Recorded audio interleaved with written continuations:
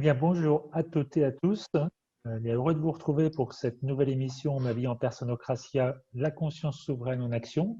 Première émission de 2021. Et j'ai avec moi aujourd'hui Tundies. Bonjour Tundies. Bonjour. Tatiana. Bonjour. Alors on va faire la suite d'une émission qui a eu lieu à l'automne dernier concernant justement l'expérience de Tatiana avec les impôts et la prison. Bien sûr, si vous n'avez pas vu cette vidéo, bien, je mettrai le lien dans la description et je vous encourage bien sûr à la regarder. Mais avant de parler de ça, j'aimerais poser quelques questions à Tundies pour te connaître un petit peu mieux, ceux qui ne te connaissent pas. Et déjà, est-ce que tu pourrais nous en dire un petit peu plus sur ton prénom, sur Tundies, parce qu'il me semble que ce n'est pas ton prénom en fait. En fait, mon nom se compose de deux parties. La première partie, c'est Tunde, c'est mon nom hongroise, et la deuxième partie, c'est Dies. C'est qui je suis réellement. Et comme ça, mon nom est Tundies. Oui, au début, c'était juste un essai. Je me sentais un peu bizarre. Comment moi j'ose m'appeler Dies. Après, c'était choquant, la peur qui venait, bien sûr. Et comme ça, à la fin, j'ai décidé de garder ce nom et de voir mes peurs. Et oui, c'est pas si évident de prendre un nom enfin le nom de qui je suis, hein. Moi, je pense souvent à m'appeler Dies David, mais c'est pas encore tout le temps. C'est une responsabilité. Et qu'est-ce que je voulais te demander d'autre? Ah oui, et donc, est-ce que tu veux nous dire un petit mot sur ce que tu vis en ce moment ou ces derniers mois, sur ce qui se passe à l'intérieur de toi, sur quoi tu travailles? Au cours de l'année 2020, beaucoup de choses ont changé dans ma vie. Et je n'étais pas préparée de faire face ou d'accueillir toutes ces choses choquantes qui sont tombées sur moi d'un jour au lendemain. Donc, en conséquence, je me suis créé différentes maladies. Et avec ce que j'avais déjà avant, mon corps a réagi très dur. Comme ça, j'avais une seule solution, de commencer à regarder dans l'intérieur de moi et trouver des solutions qui m'aident à guérir mon corps. Je connaissais déjà bien avant la médecine de Hammer, que j'avais utilisée parfois, mais là c'était différent. Je devais vraiment savoir comment j'utilise sur moi. Et comme ça, moi, je trouvais beaucoup de vidéos sur Hammer en hongroise, plus de 150 sur YouTube. Ils sont faits par Dr. Budai, qui en fait, moi, je connais et il a participé aussi dans l'atelier de Personocratia au Canada, qui m'ont vraiment aidé à passer cette étape pleine de défis dans ma vie. Finalement, j'ai commencé à partager ces connaissances dans les ateliers de Personocratia. C'est donc un beau cadeau pour moi et je sens que c'est ma direction. De continuer à me perfectionner sur la nouvelle médecine germanique et de faire le lien avec Personocratia, c'est-à-dire à utiliser cet outil en conscience. Et bien sûr de partager aux autres parce que moi j'ai vu qu'il y a vraiment de intérêt sur cette médecine amère. Et on a vraiment besoin dans cette période difficile, ce qu'on vit maintenant. Je l'avais dit dans la vidéo que j'ai fait il y a quelques jours sur les actions concrètes pour 2021, qu'effectivement la santé c'est très important. Et puis comme je l'avais dit, je le redis, s'il y a des personnes qui veulent plus d'informations, je vais mettre ta nouvelle adresse email qui s'appelle, je sais plus, bon, je la mettrai dans la description. Mais en tout cas, si vous en avez qui veulent des informations, vous n'hésitez pas justement à envoyer vos questions à Tundies ou bien à moi, je lui ferai passer. Parce que c'est effectivement un sujet qui est vraiment d'actualité, de prendre soin de soi et de faire durer son corps. Hein.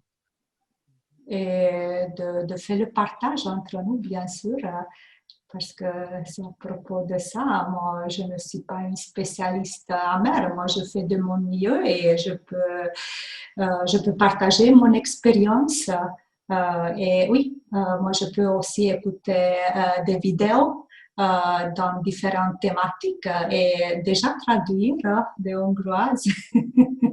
Parce qu'on a pas mal et cette personne, il a fait un grand travail et moi je le remercie et moi je pense qu'on a beaucoup de Hongroises qui sont reconnaissants pour son travail.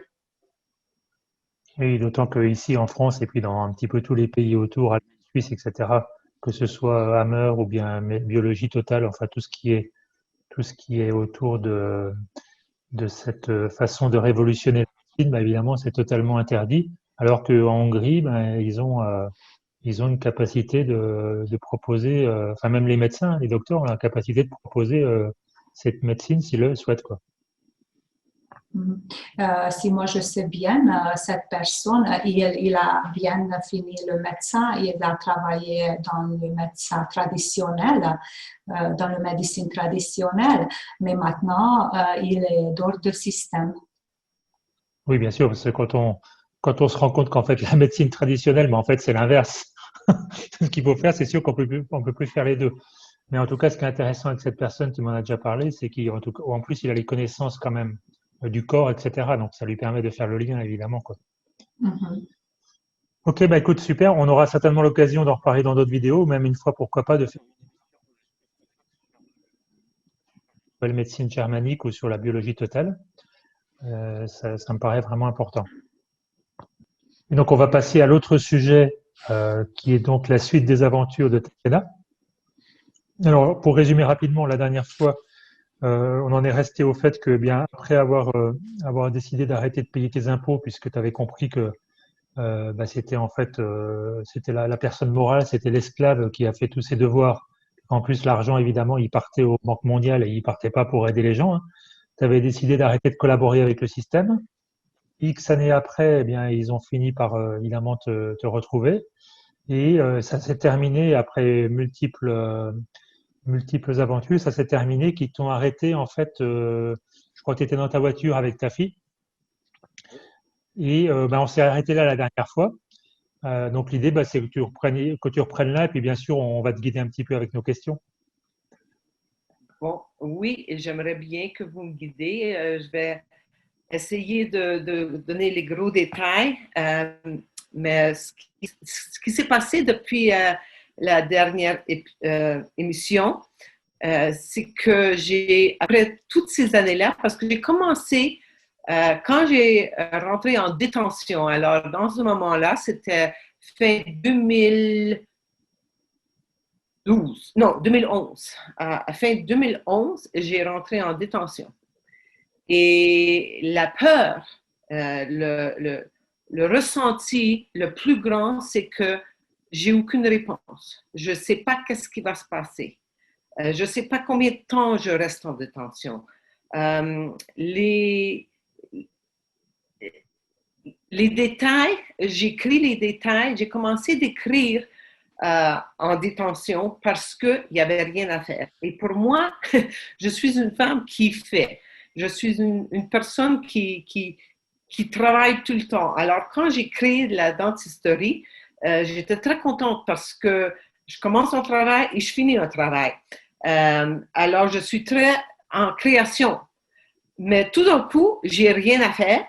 J'ai aucun contact avec l'extérieur. C'est très difficile. Et les peurs viennent de tout partout. Alors, les plus grandes peurs sont que qu'est-ce qui va se passer? Qu'est-ce qui va se passer dans le futur? Alors, j'ai commencé à écrire parce que j'avais rien d'autre à faire, mais je ne suis pas un écrivain. Je ne m'exprime pas bien en écrivant. C'est quelque chose qui est très difficile pour moi.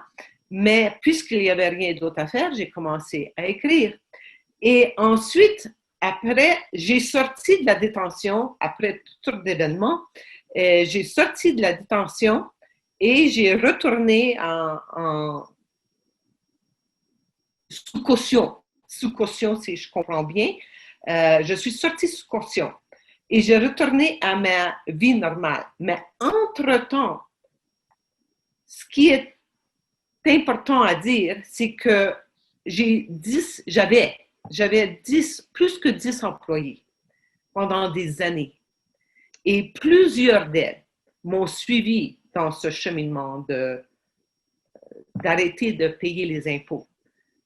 Alors, il y avait beaucoup de peurs qui venaient de tout partout. Il y avait plus que 10 familles d'affectées, pas seulement la mienne. Alors, vous comprenez que la peur se multiplie.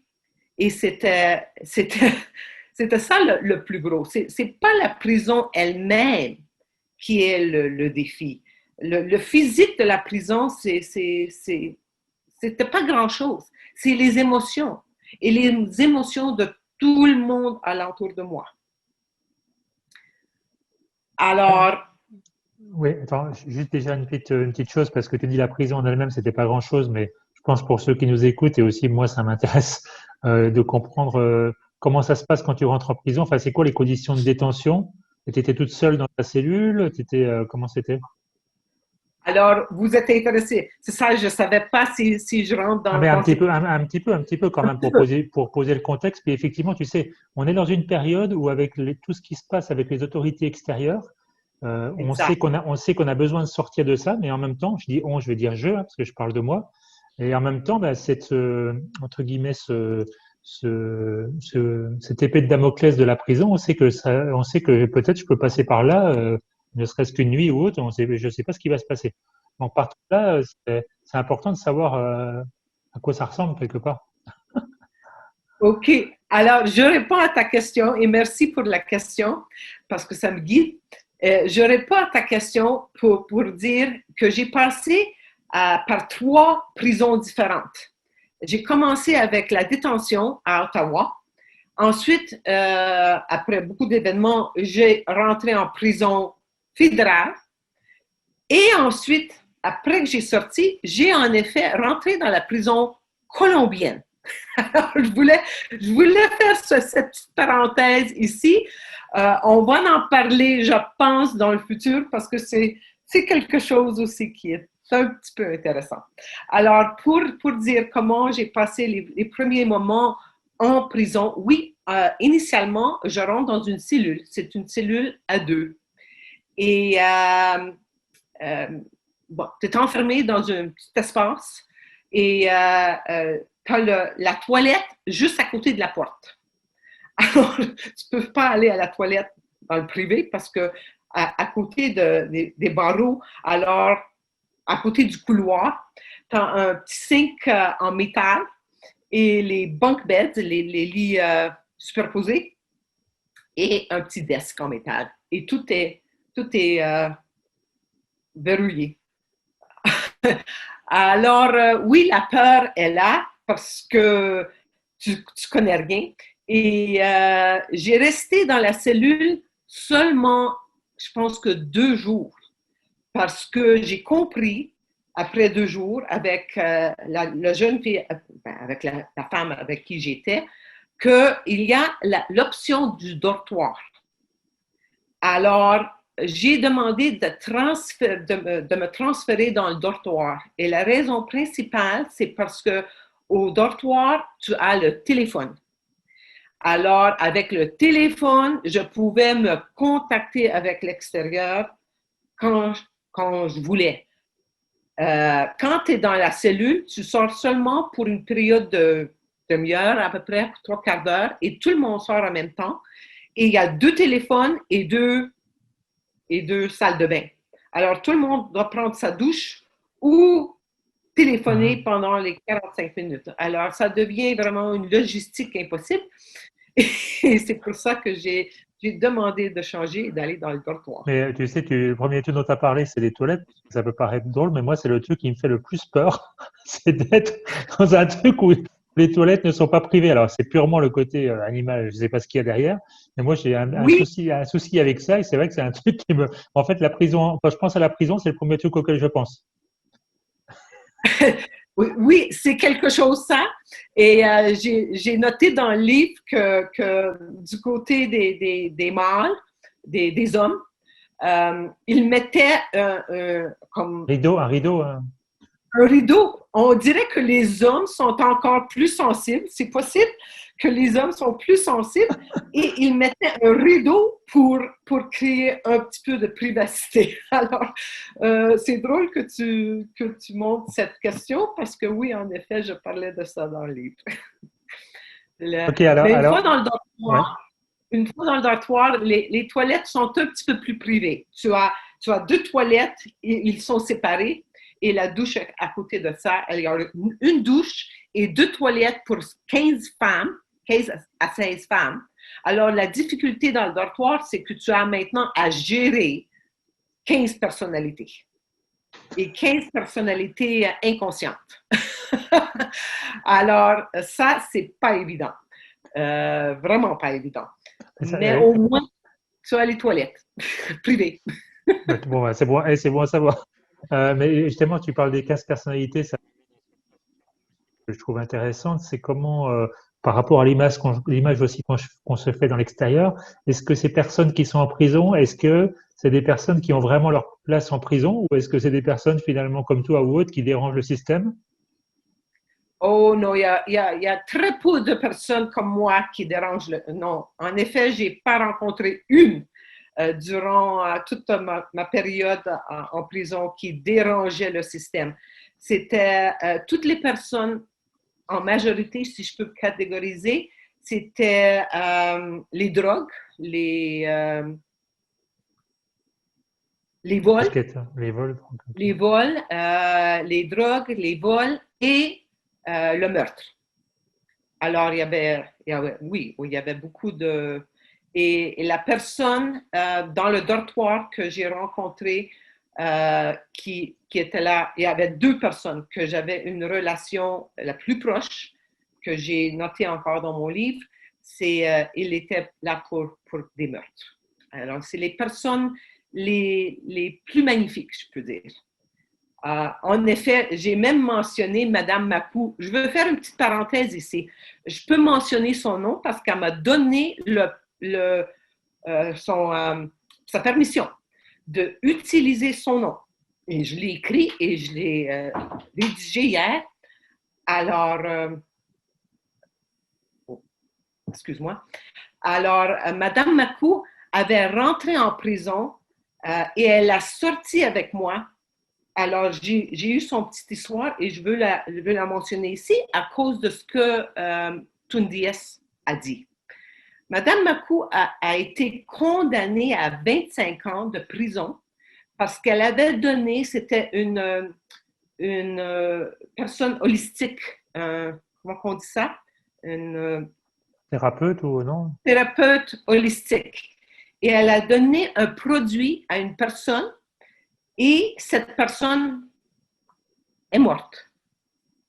Ils ont dit qu'elle est morte. La famille ont dit que la personne a mouru à cause de ce produit. Alors, Madame Makou s'est retrouvée en prison pour 25 ans à cause qu'elle a donné un produit holistique à une personne. Alors, imagine, cette femme sort à l'âge de...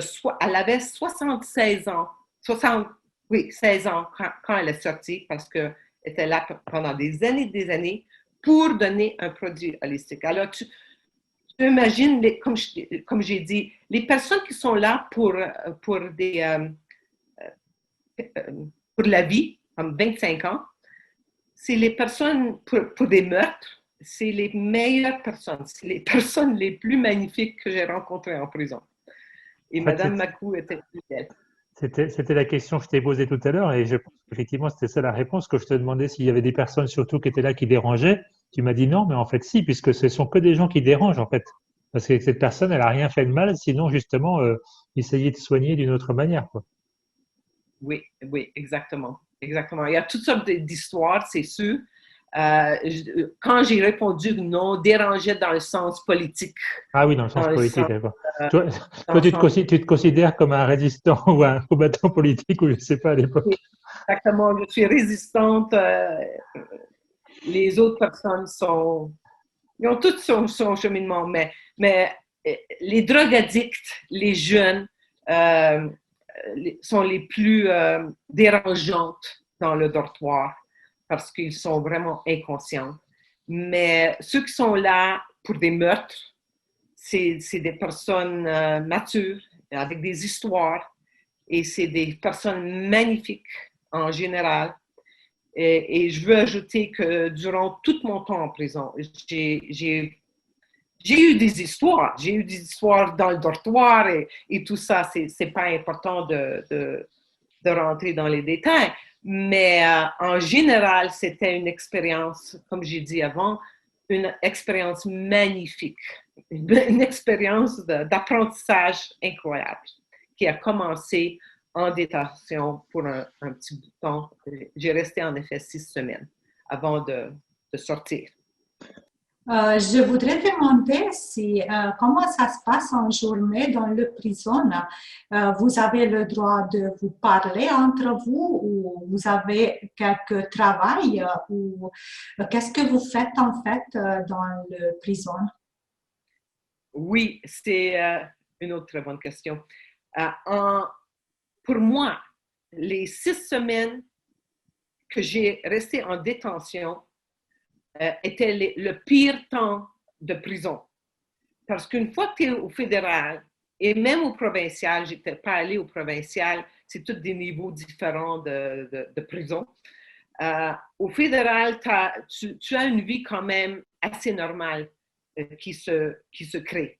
Mais en détention, dans ce dortoir, que malheureusement, ces personnes qui rentrent pour meurtre, mon ami Jen, qui a resté là dans le dortoir pour plus que 3 ans. 3 ans et 3 mois, je pense, en attendant sa sentence. Et pour moi, c'est incompréhensible comment tu peux supporter de vivre dans cet environnement de 15 femmes dans une salle sans rien à faire. Sans rien à faire. Lucie, ma copine d'âme, elle était là aussi pour un meurtre. Elle a travaillé pour faire le lavage. Alors, elle travaillait pour laver toutes les choses. Alors, quand tu as un peu d'ouvrage à faire, c'est mieux parce que quand même, tu fais quelque chose. La paye que tu reçois, c'est pour la semaine, tu reçois 2 sacs de chips et une barre de chocolat. Ça, c'est la paye pour l'ouvrage de la semaine. Mais ce n'est pas important, ça. Ce qui est important, c'est qu'au moins, elle a quelque chose à faire.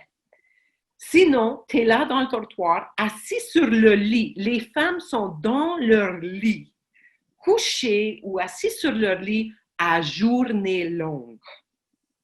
Moi aussi, je ne pouvais pas supporter ça. Moi, je me lève de mon lit. Une fois que je suis debout, je me lève de mon lit et je ne reviens pas dans mon lit tant que je ne vais pas me coucher. Alors, moi, je restais sur les 2 tables. Il y avait 2 tables en métal en avant et je m'assoyais là. Il y avait 8 places alentour des tables en avant, mais il y a 15 femmes dans le dortoir. Alors, quand l'alimentation, les soupers, les dîners rentrent, la majorité des femmes prennent leurs choses et vont dans leur lit une autre fois. Alors, tu manges dans ton lit. Moi, non, je ne supporte pas ça. Alors, je voulais une place à la table, mais il y a juste 8 places. Alors, c'est vraiment le plus difficile qui a rien à faire et tu es assis à journée longue à rien faire. Il y a la télévision qui typiquement joue des choses ridicules. Alors, tu écoutes, et tout le dortoir, bien sûr, les 15 femmes doivent écouter la même émission parce que c'est ça. Alors, la télévision est là pour écouter. C'est pour ça que j'ai commencé à écrire parce que on lit, on a une petite bibliothèque. Alors, les livres rentrent dans un chariot de livres. On a une petite bibliothèque. Alors, on lit beaucoup, les femmes lisent beaucoup, mais même à ça, la plupart sont drogués et ils dorment. Ils dorment à journée longue. Pour 6 semaines, pour moi, c'était comme insupportable. Oui, juste, on n'a pas précisé avant pour les personnes qui nous écoutent, ne soient pas perdues. On rentrera dans les détails après, mais effectivement, tu as eu ces 6 semaines. Après, tu as été libéré sous caution, comme tu as dit, puis après, tu as été en prison où tu as fait autour de 2 ans, où là, tu as été dans d'autres types de prisons où tu pouvais travailler. Mais dans celle-là, effectivement, tu es dans le dortoir et puis tu attends, quoi. Oui, ça, c'est l'expérience, pas seulement que le dortoir, l'expérience du dortoir où tu n'as rien à faire qui est très difficile, mais aussi que tu ne sais pas qu'est-ce qui va se passer. Alors, c'est là que l'émotion rentre, parce que moi, j'avais 10 femmes qui travaillaient pour moi dans le cabinet dentaire. Alors, c'est 10 familles qui sont affectées. Et je recevais des messages. Ces femmes qui ont travaillé pour moi pendant 20 ans, 10 ans, 15 ans, quelques-unes m'avaient suivi dans ce cheminement d'arrêter de payer les impôts. Et alors, ils avaient tous peur, qu'est-ce qui va se passer avec eux? Mais la plus grande peur, c'est leur boulot. Qu'est-ce qui va se passer avec leur paye? Ils ne vont pas recevoir leur paye. Qu'est-ce qui va se passer avec l'entreprise ou le cabinet dentaire? Alors, c'est les questions. C'est quand tu n'as pas de réponse à qu'est-ce qui va se passer dans le futur, c'est ça la souffrance. La souffrance n'est tu peux gérer toutes les difficultés du dortoir, des toilettes, de la bouffe, rien à faire. Tout ça, c'est physique et ça se gère. Mais les émotions, ça, c'est un autre niveau. Et justement, pour faire le lien donc avec la suite, donc après ces quelques semaines de détention compliquée, donc tu es sorti sous caution et là donc c'est là que tu es allé à ton premier atelier Personocratia, c'est ça? Exactement. Merci pour me faire rappeler ça. Mon mari, dans le temps, quand j'ai sorti, immédiatement, Lee m'a dit, mon conjoint, Lee m'a dit, appelle Guy. Appelle Guy. Comment je peux appeler Guy? C'est une grande femme, c'est une femme importante. Non, je ne peux pas juste appeler une personne qui est si importante que ça. Il me répète, appelle Guy. Il me l'a répété je ne sais pas combien de fois. Et moi, j'avais peur d'appeler Guy. Mais enfin, j'ai pris le livret parce que j'avais tous ces livres, j'avais lu tous ces livres, j'avais lu tous les livrets qui étaient sortis jusqu'à ce temps-là. Et enfin, j'ai appelé Guy. Et Guy a répondu.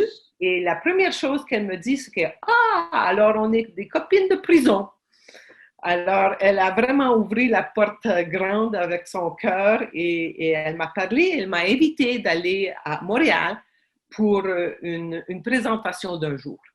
Alors, je suis allée à Montréal et durant cette présentation, j'ai senti tout de suite, qu'il fallait faire le 2 jours qui s'en venait avec Mado.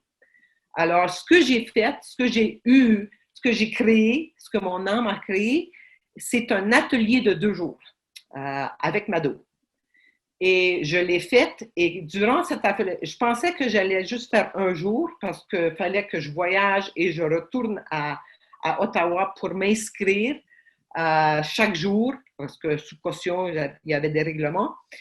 Et alors, je pensais que j'allais juste aller à l'atelier pour 1 jour. Mais non, c'était devenu très évident dans la première demi-heure que non, il fallait que je retourne. Alors, j'ai voyagé, j'ai retourné à Montréal, j'ai retourné à Ottawa et le lendemain à Montréal pour faire le deuxième jour. Avec ces 2 jours d'atelier, c'est ça qui m'a sauvé vraiment la vie. Et je le dis avec sincérité complète. Je pensais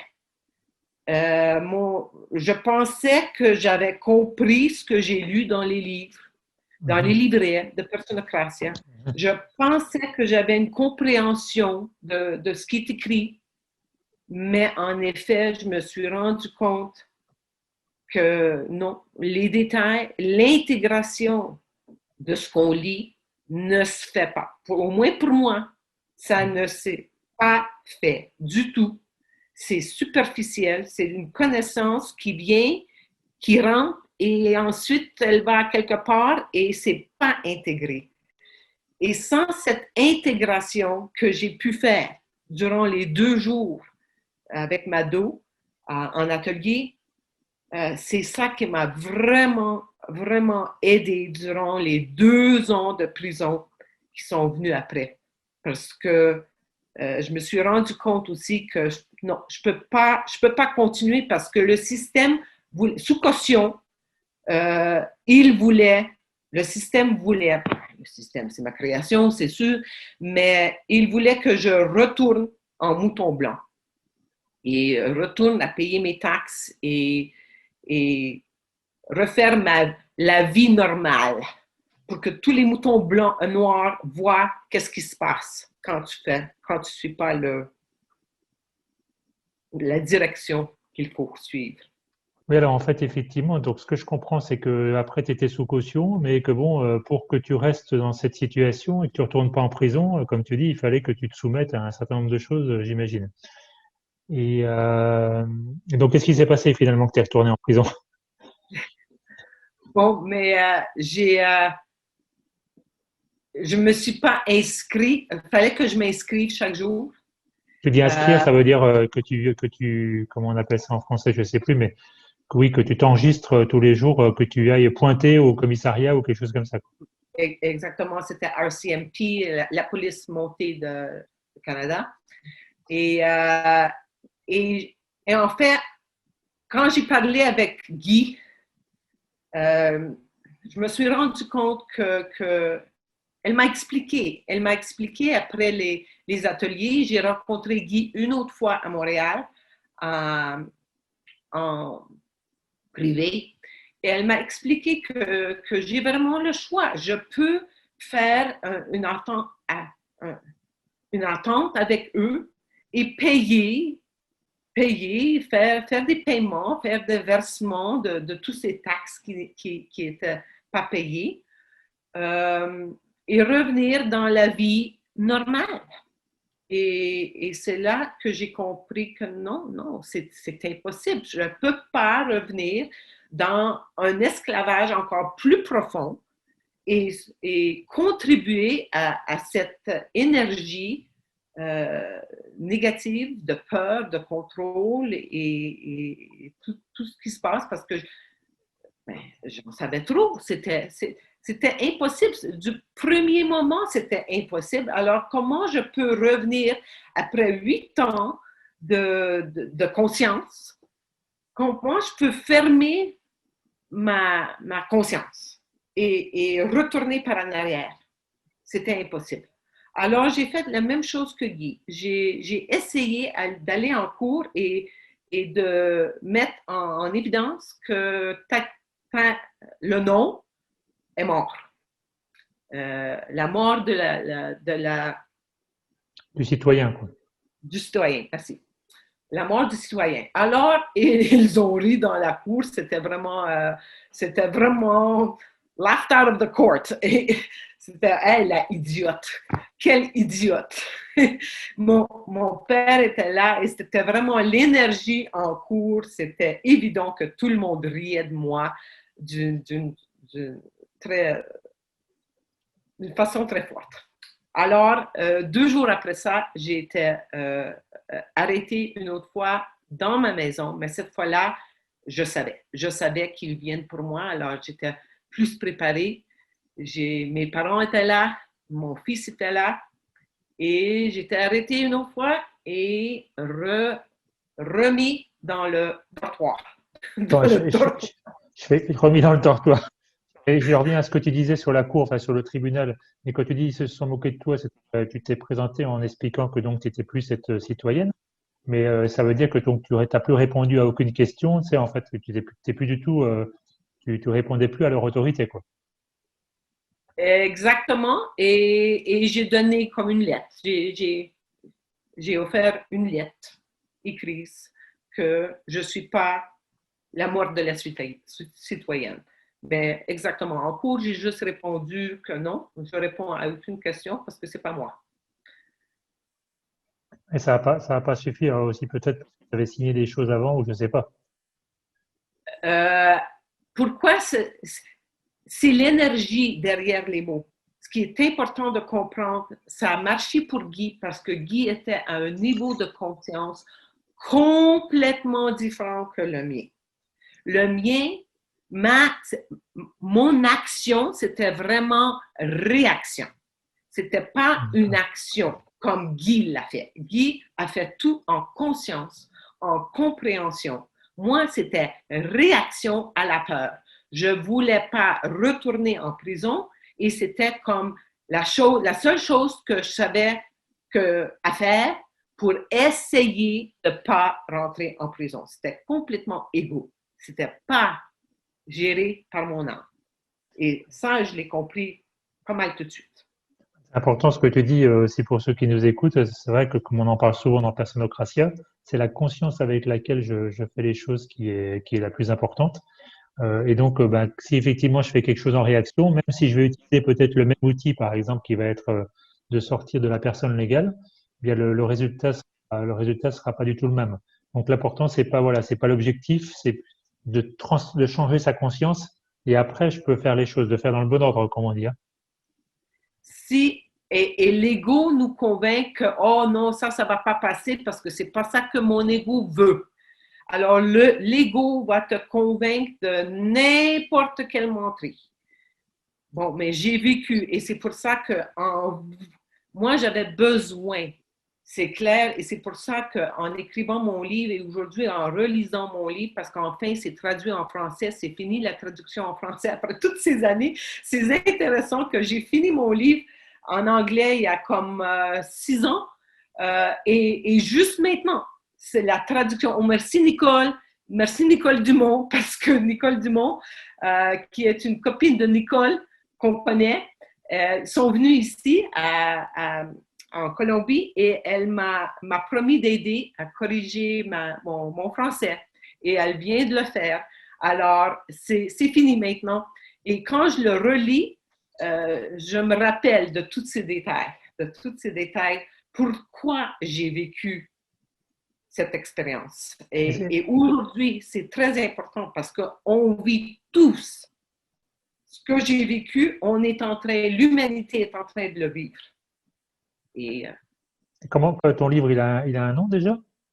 oui, c'est la vraie vérité est à l'intérieur. Vérité est à Alors, l'intérieur. l'intérieur, parce que l'intérieur de la prison, c'est là que j'ai retrouvé la vraie moi. Alors, c'est traduit maintenant en français et je le traduis en espagnol en ce moment. Alors, ça va être prêt. C'est juste, ça devait être prêt maintenant parce que c'est maintenant que les personnes ont besoin de comprendre, de se connecter à cette conscience et de comprendre comment les détails sont importants parce qu'on peut se dire « Ah oui, je comprends, oh oui, c'est tout beau, tout va passer bien parce que je suis positive. » Non, c'est pas comme ça que ça marche. Là, on va créer ce que j'ai besoin. C'est vraiment intéressant par rapport vraiment à la conscience dans laquelle on fait les choses. Et puis, comme tu dis, quand on doit se payer quelque chose, c'est-à-dire c'est ma création de passer par cette expérience, bien sûr, je vais le faire. J'aimerais bien qu'on se fasse déjà une petite pause comme on a l'habitude de faire pendant l'émission et puis de faire un tour de table qu'est-ce qu'on ressent? Parce que ce que tu racontes, c'est pas anodin quand même, hein. Qu'est-ce qui se passe à l'intérieur de nous? Moi, j'ai envie de commencer en fait, euh, parce que bah, c'est vrai que je parlais des toilettes tout à l'heure en rigolant, mais je pense vraiment souvent en ce moment à la prison. Non pas que j'ai l'impression que je vais forcément y passer, je ne sais pas, mais parce que c'est vraiment bah, c'est le gros bâton, hein.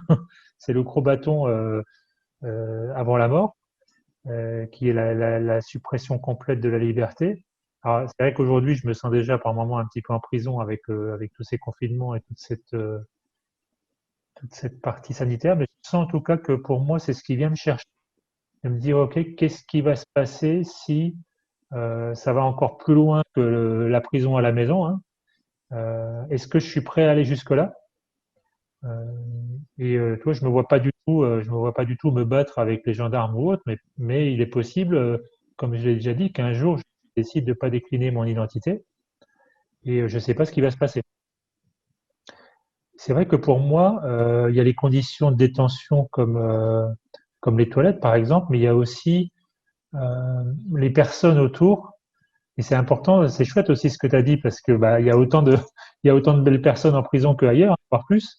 Bah, c'est cette image aussi du côté ultra violent qui peut y avoir, quoi.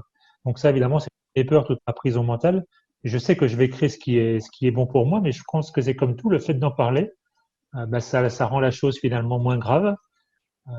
Donc oui, moi, ça me fait plutôt du bien en fait je me sens plus à l'aise finalement avec cette, cette peur finalement mais c'est une peur qui bloque sur beaucoup de choses parce que quand on se dit bah oui finalement c'est bon c'est pas la mort, hein, comme a dit Guy déjà plusieurs fois ben c'est pas agréable mais toi tu dis même que c'était magnifique alors ça c'est encore autre chose. Et bien, du coup ça donne encore plus envie ça donne du courage, en tout cas moi ça me donne du courage. Voilà, c'est ce que j'avais envie de partager, c'est ce qui me vient maintenant.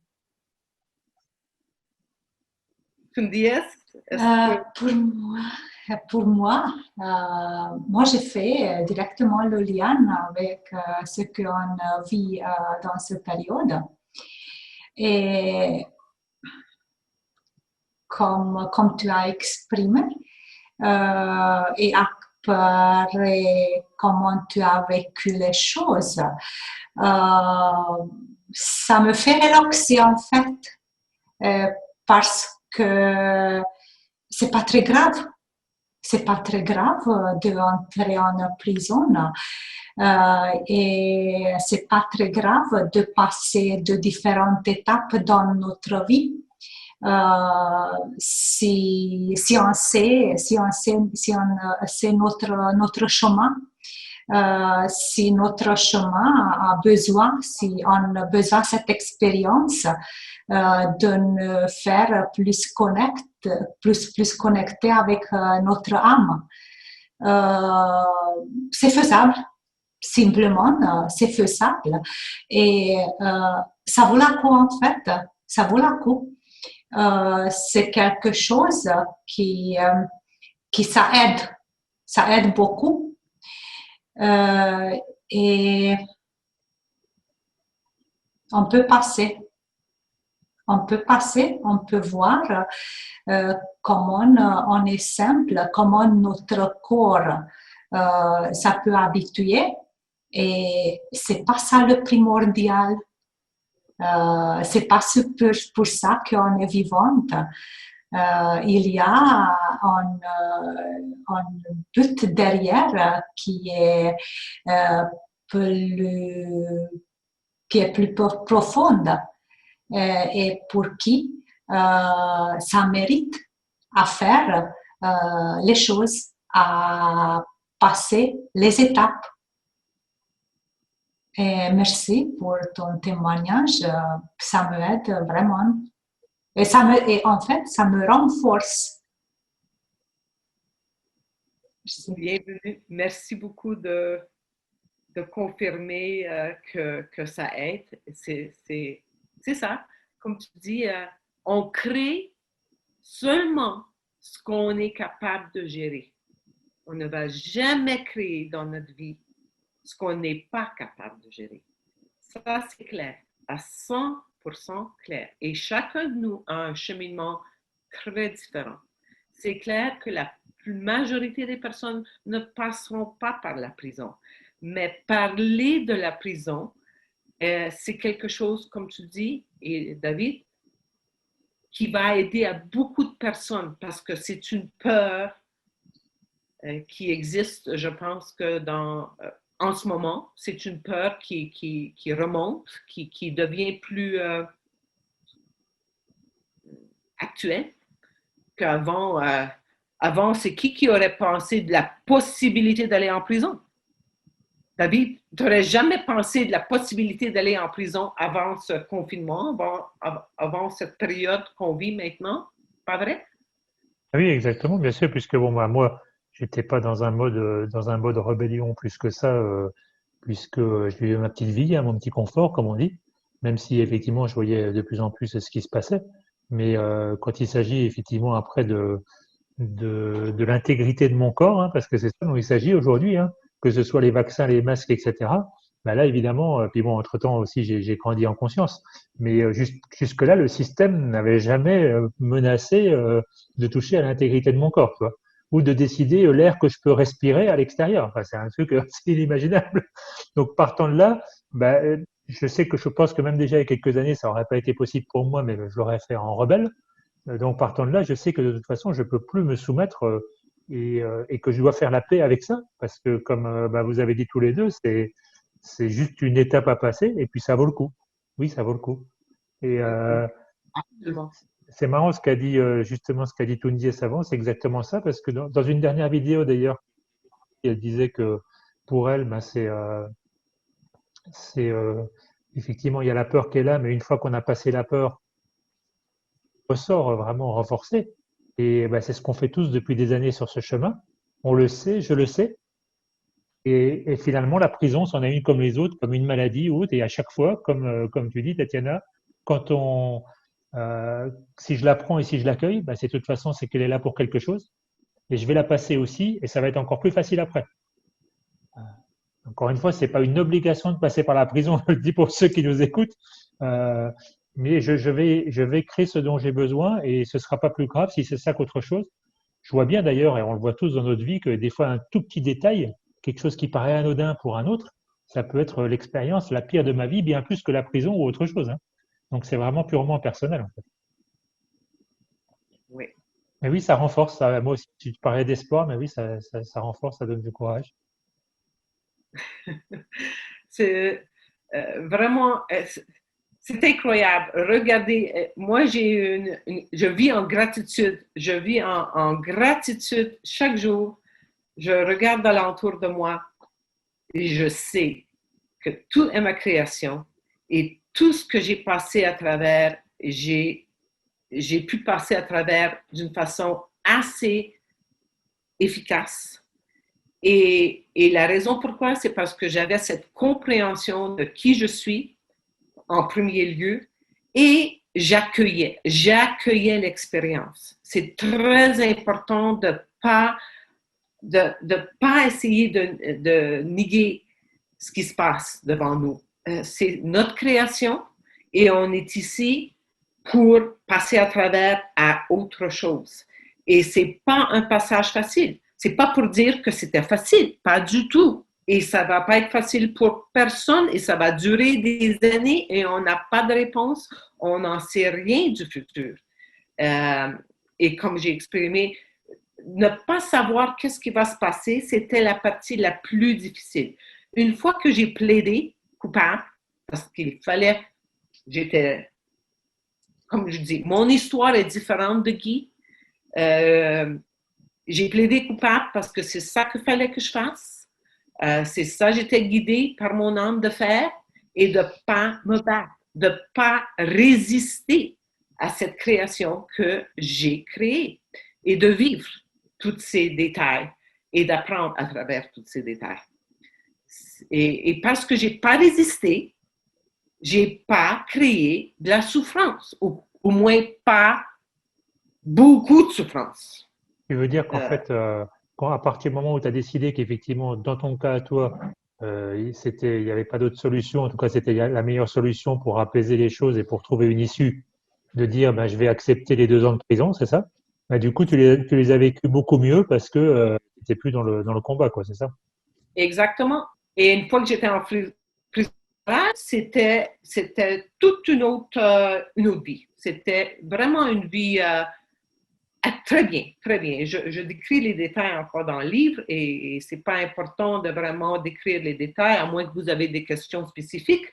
Il y a des programmes, je travaille, j'avais ma chambre, j'avais fait, initialement, j'étais en Ontario, et en Ontario, il y a beaucoup plus de femmes, alors on était dans une chambre à 2, moi et Lucie, mais on a fait une demande tout de suite de transférer à Joliette, parce que Joliette, qui est la prison fédérale provinciale de Québec, elle a beaucoup moins de femmes. Je ne sais pas pourquoi il y a moins de détenus au Québec. En tout cas, on a fait j'ai été transférée à Joliette et j'avais ma chambre privée. On a des maisons, je vais décrire ça vite fait. C'est des maisons pour 8 femmes et on a la cuisine, on achète notre bouffe, on cuisine nos choses, on va à l'école où on travaille. On a notre chambre privée, c'est comme tu as un loyer, un logement et la bouffe et tout est gratuit. En fait, Alors, c'est pas si mal que ça, la prison, finalement. c'est pour ça que je te dis, c'est magnifique. Au D'accord. moins au Canada, jusqu'à maintenant, je ne sais pas si les choses vont changer maintenant, mais jusqu'à maintenant, la prison fédérale, et je fais le point, la prison fédérale au Canada, en particulier à Joliette, c'est magnifique. Alors, en fait, bon, vous n'aviez pas le droit de sortir quand même, quoi. C'était juste ça qui était. Vous étiez Oui, limité au niveau de. Ouais. tu peux pas sortir, mais tu as un environnement, tu as l'église, tu as l'école, tu as du travail, tu as ta télévision privée dans ta chambre, tu as tous tes habits normaux. C'est une vie normale. C'est pour ça que quand je te dis, les femmes qui vivent là pendant la vie, 25 ans ou 15 ans et plus, mais c'est une vie normale. La chose difficulté est que une fois que tu sors, mais la technologie, tout ça, ça a changé de temps durant les 15 à 20 ans que tu étais en prison. La vie à l'extérieur est complètement différente. Mais pour moi, j'ai fait moins de mois en prison que ces femmes-là qui ont fait en années de prison. Mais c'est une vie très, très belle. Tu as juste à gérer que tu vis avec 8 femmes dans une maison. Mais c'est bien. Mais c'est une maison, tu as ta chambre, c'est plus un dortoir. Oui, bien sûr. C'est grande. Bon, ben, écoute, je ne sais pas si effectivement maintenant tous les prisons sont comme ça. J'ai pas non plus envie de tester, mais en tout cas, effectivement, ça semble acceptable. Et là, tu faisais quoi toi comme travail? Je travaillais dans la cuisine, je faisais des portions. Le monsieur dans la cuisine, en charge de la cuisine, m'a demandé si je suis en santé, si mon dos est bien, parce qu'il fallait que je rentre dans le congélateur où la nourriture était congelée et faire les portions et travailler dans le congélateur pendant au moins 1 heure et demie. Et ensuite, c'est ça, on faisait des portions parce que des grandes boîtes arrivaient. Il fallait diviser tout ça et les placer dans des boîtes séparées pour chaque maison. Alors, chaque semaine, on achetait, on faisait nos commandes, on a des listes de commandes, on achetait les choses qu'on voulait pour la semaine. Oh, j'ai des recettes qui ont sorti de là. Les femmes, on a fait des choses. Les femmes grossissent pour pas grossir en prison, c'est vraiment un défi parce que tu as beaucoup de bouffe et tout est gratuit. Et ensuite, tu travailles et tu reçois, je pense que 3 $ par jour. Oui, tu reçois 3 $ par jour pour ton travail, plus de ces 2 chips et un bar de chocolat que tu reçois en détention pendant une semaine. Ici, c'est 3 $ par jour. Et avec ces 3 $ par jour, tu peux acheter des extras, des bonbons, ce que tu veux. Tu as même des commandes qu'on faisait chez Sears. Les Canadiens vont connaître Sears. Et Walmart. Et les choses rentraient de Walmart en prison. Bon, arrête, tu es en train de nous faire de la publicité pour la prison. Là, en fait. Bon, moi, je pense pas quand même. Et puis surtout, moi, tu sais, ce que tu dis, ça me fait penser, si on ramène ça aujourd'hui avec la crise sanitaire, les tests, les vaccins, les masques, etc., je pense que les conditions sont un petit peu différentes, actuellement. Mais en tout cas, bon, ce que je retiendrai pour moi, ce qui me marque dans ce que tu dis là, ces dernières minutes, c'est que finalement, c'était tant que tu résistais finalement au système, puisque tu le vivais avec ce côté rebelle, c'est là que tu as eu la plus grosse souffrance. Et puis finalement, après, tu t'es fait un cadeau tout à fait entre guillemets plus facile à vivre pendant les 2 ans, quoi. La chose difficulté, c'est que tu es séparé de ta vie normale et tout dans ma vie normale se défaisait. Je perdais tout ma pratique dentaire, toute ma vie d'ego, ma création, ma vie d'ego se défaisait partout, la famille, les relations. Alors, encore, je reviens. Le physique, la vie physique en prison, c'est très bien. C'est les émotions qui sont très difficiles à gérer. Parce que ça, c'est tout un autre niveau. Hein? Et c'est pour ça, en écrivant mon livre, j'étais capable, et en communiquant avec mon conjoint et faisant ces échanges, j'étais vraiment capable d'intégrer. Et ce qui est très intéressant pour moi, c'est qu'en le relisant, mon livre maintenant en français et le traduisant en espagnol, c'est vraiment incroyable comment tout ce que j'ai écrit là, il y a 8 ans, de ça s'applique encore plus aujourd'hui. S'il y a une chose que tu voulais nous dire, ou s'il y a juste un sentiment ou juste quelque chose de spécial que tu as vécu dans la prison, tu peux parler à propos de quoi? Oui, j'ai fait connexion avec mon âme en prison. C'est pour ça le titre de mon livre.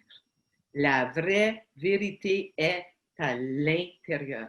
J'ai fait le contact avec mon âme à l'intérieur, en prison. C'est là que j'ai rencontré mon âme. Et juste maintenant, 8 ans plus tard presque, ou 7 ans plus tard, que j'ai vraiment accompli un autre saut à cause de ce COVID. Parce que ce COVID m'a fait comprendre que ma famille n'est pas où ce que je veux qu'ils soient sur le niveau évolutif. Je veux qu'ils comprennent. Mon ego veut qu'ils n'acceptent pas le vaccin. Mais ce que mon ego veut n'est pas la création de leur âme. Et moi, je dois accepter ça. Et ça, c'est accepter que chacun de nous a notre libre arbitre et chacun de nous a notre cheminement. Et même si c'est ma famille, c'est mes enfants, c'est ma mère, c'est ma soeur, il n'y a pas d'importance. C'est des êtres humains, c'est des âmes individuelles avec leur cheminement individuel et j'ai rien à faire à me mettre là-dedans.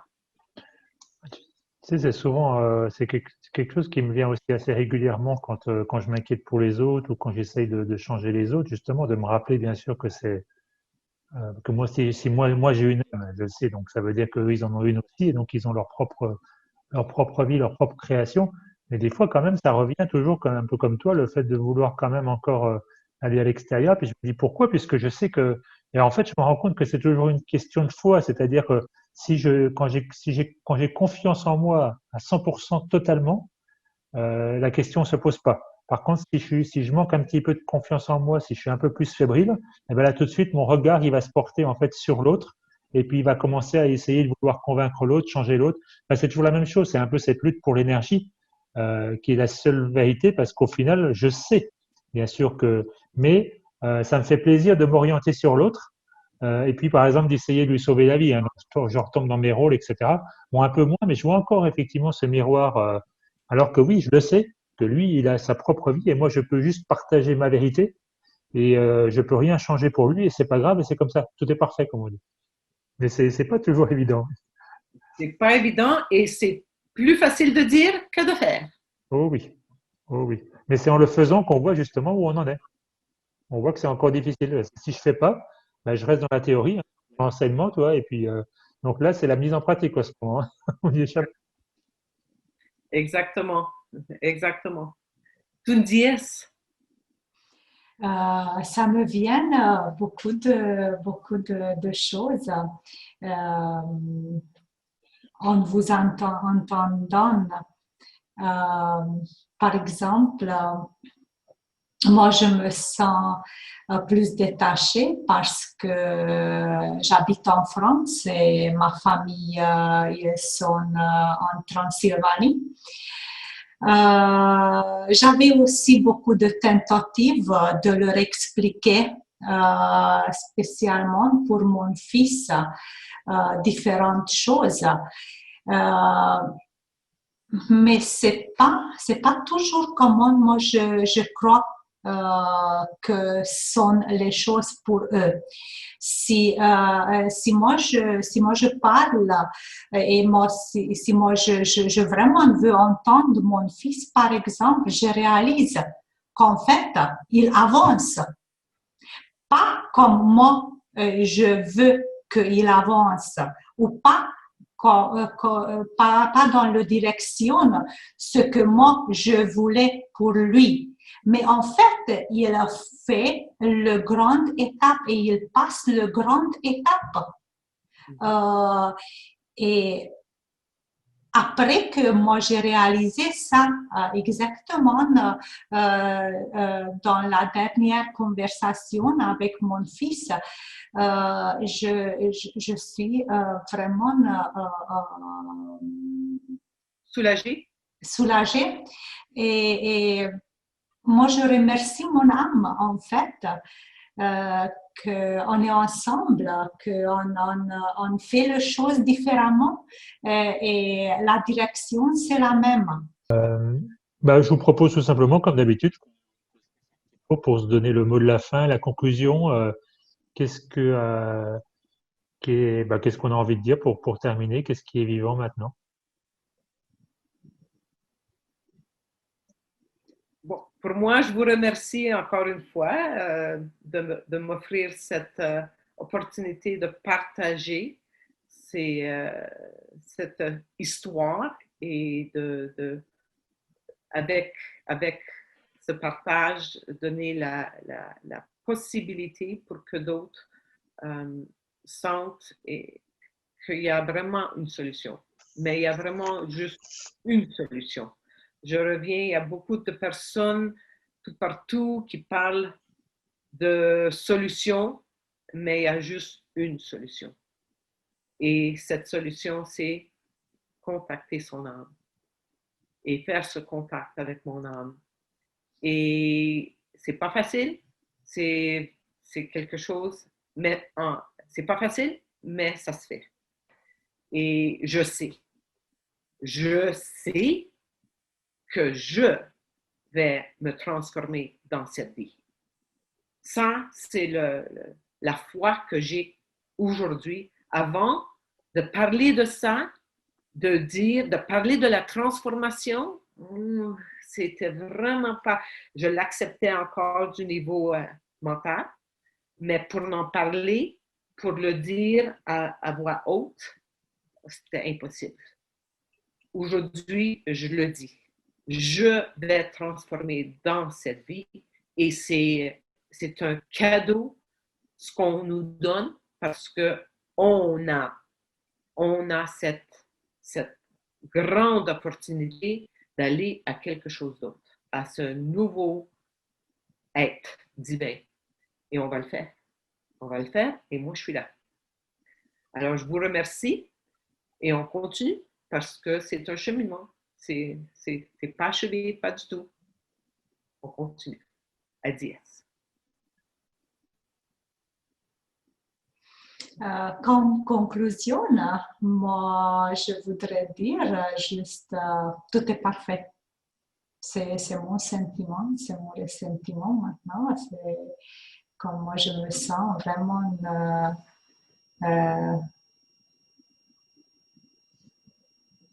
C'est tout. Oh oui, ça me donne de la gratitude. J'ai envie de vous remercier, bien sûr, puis de remercier aussi la partie de moi qui initie aussi ces émissions.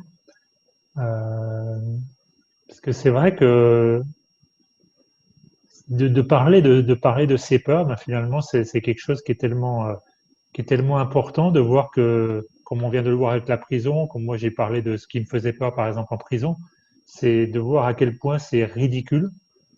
Mais tant que je le garde à l'intérieur, ça prend une importance incroyable.